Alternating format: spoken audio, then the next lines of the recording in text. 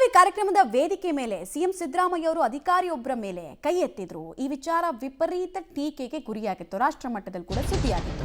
ಇದೀಗ ಇದೇ ವಿಚಾರದಲ್ಲಿ ಒಂದು ಅಪ್ಡೇಟ್ ಇದೆ. ಮನನೊಂದು ಸ್ವಯಂ ನಿವೃತ್ತಿಗೆ ಧಾರವಾಡದ ಎಎಸ್ಪಿ ನಾರಾಯಣ ಬರಮಣ್ಣಿ ಅವರು ಮುಂದಾಗ್ತಾ ಇದ್ದಾರೆ.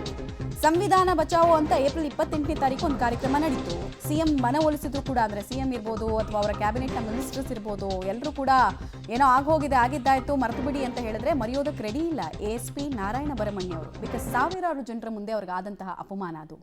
ಅವ್ರು ತಪ್ಪಿರಲಿಲ್ಲ ಅಲ್ಲಿ. ಆದರೂ ನೋಡಿ, ಹಿಂಗೆ ಕೈ ಎತ್ತಿದ್ರಲ್ಲ, ಕೈ ಎತ್ತಿದಾಗ ಸಾವಿರಾರು ಜನ ಇದ್ರು ಅಲ್ಲಿ. ಭ್ರಷ್ಟ ಕೇಂದ್ರ ಸರ್ಕಾರಕ್ಕೆ, ಭ್ರಷ್ಟ ಬಿಜೆಪಿ ಕೇಂದ್ರ ಸರ್ಕಾರಕ್ಕೆ ಏನ್ ಮಾಡ್ತಾ ಇದ್ದೀರಿ ನೀವು? ಭ್ರಷ್ಟ ಕೇಂದ್ರ ಸರ್ಕಾರಕ್ಕೆ, ಭ್ರಷ್ಟ ಬಿಜೆಪಿ ಕೇಂದ್ರ ಸರ್ಕಾರಕ್ಕೆ ಏನ್ ಮಾಡ್ತಾ ಇದ್ದೀರಿ ನೀವು? ಭ್ರಷ್ಟ ಕೇಂದ್ರ ಸರ್ಕಾರಕ್ಕೆ, ಭ್ರಷ್ಟ ಬಿಜೆಪಿ ಕೇಂದ್ರ ಸರ್ಕಾರ ಏನ್ ಮಾಡ್ತಾ ಇದ್ದೀರಿ ನೀವು?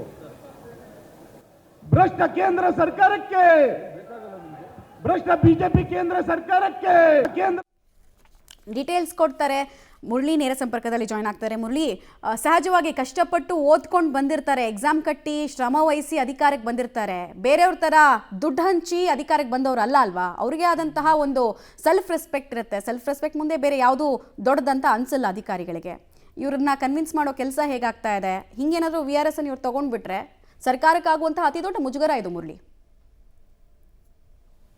ಖಂಡಿತ ಮಮತಾ, ಯಾಕೆಂದ್ರೆ ಪ್ರಮುಖವಾಗಿ ಸರ್ಕಾರಕ್ಕೆ ಆಗುವಂಥ ಮುಜುಗರವನ್ನು ತಪ್ಪಿಸ್ಕೊಳ್ಳುವಂಥ ಪ್ರಯತ್ನಗಳನ್ನು ಈಗಾಗಲೇ ಸಚಿವರ ಆದಿಯಾಗಿ ಮತ್ತು ಹಿರಿಯ ಅಧಿಕಾರಿಗಳು ಮತ್ತು ಖುದ್ದಾಗಿ ಸಿಎಂ ಅವರೇ ಮಾಡಿದ್ದಾರೆ ಅನ್ನೋದು ಸ್ಪಷ್ಟವಾಗಿ ಗೊತ್ತಾಗ್ತಾ ಇರೋಂಥದ್ದು. ಯಾಕೆಂದ್ರೆ ಬೆಳಗಾವಿಯಲ್ಲಿ ಏಪ್ರಿಲ್ 28ನೇ ತಾರೀಕು ನಡೆದಂಥ ಒಂದು ಘಟನೆ ಏನಿತ್ತು, ಘಟನೆಗೆ ಸಾಕಷ್ಟು ಏನು ಮಾನಸಿಕವಾಗಿ ಕೂಗು ಹೋಗಿದ್ರು, ಜೊತೆಗೆ ಕುಟುಂಬದಲ್ಲೂ ಕೂಡ ಸಾಕಷ್ಟು ಬೇಸರನ ವ್ಯಕ್ತಪಡಿಸಿದ್ರು. ಅಂದ್ರೆ ಸಾರ್ವಜನಿಕವಾಗಿ ಈ ರೀತಿಯಲ್ಲಿ ಅವರ ಮೇಲೆ ಕೈ ಮಾಡ್ಲಿಕ್ಕೆ ಬರುವಂಥದ್ದು, ಈ ರೀತಿ ಮಾಡಿದ್ರೆ ಸಾಮಾನ್ಯವಾಗಿ 25-30 ವರ್ಷಗಳ ಕಾಲ ಸೇವೆಯನ್ನು ಸಲ್ಲಿಸಿರ್ತಾರೆ. ಸೇವೆಯನ್ನು ಸಲ್ಲಿಸಿದಂಥ ಅಧಿಕಾರಿಗೆ ಈ ರೀತಿಯಲ್ಲಿ ಅವಮಾನ ಮಾಡಿದ್ರೆ ಅದನ್ನ ಸಹಿಸಿಕೊಳ್ಳಿಕ್ಕೆ ಸಾಧ್ಯ ಇಲ್ಲ.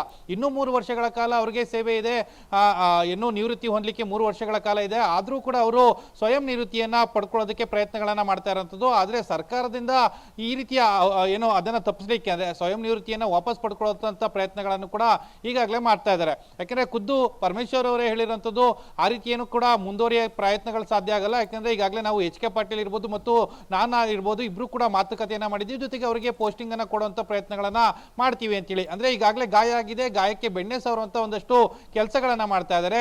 ಆದ್ರೆ ಇದುವರೆಗೂ ಕೂಡ, ಅಂದ್ರೆ ಯಾವಾಗ VRSಗೆ ಅರ್ಜಿಯನ್ನ ಸಲ್ಲಿಕೆಯನ್ನ ಮಾಡಿದ್ದಾರೆ, ಮುಂದಾಗಿದ್ದಾರೆ, ಆ ಅರ್ಜಿಯನ್ನ ವಾಪಸ್ ಪಡ್ಕೊಳ್ಳೋದಕ್ಕೆ ಬರಮಣ್ಣಿ ಅವರು ತಯಾರಿಯನ್ನ ಮಾಡಿಲ್ಲ. ಅಂದ್ರೆ ಅದಕ್ಕೆ ಇನ್ನೂ ಕೂಡ ಒಪ್ಪಿಲ್ಲ.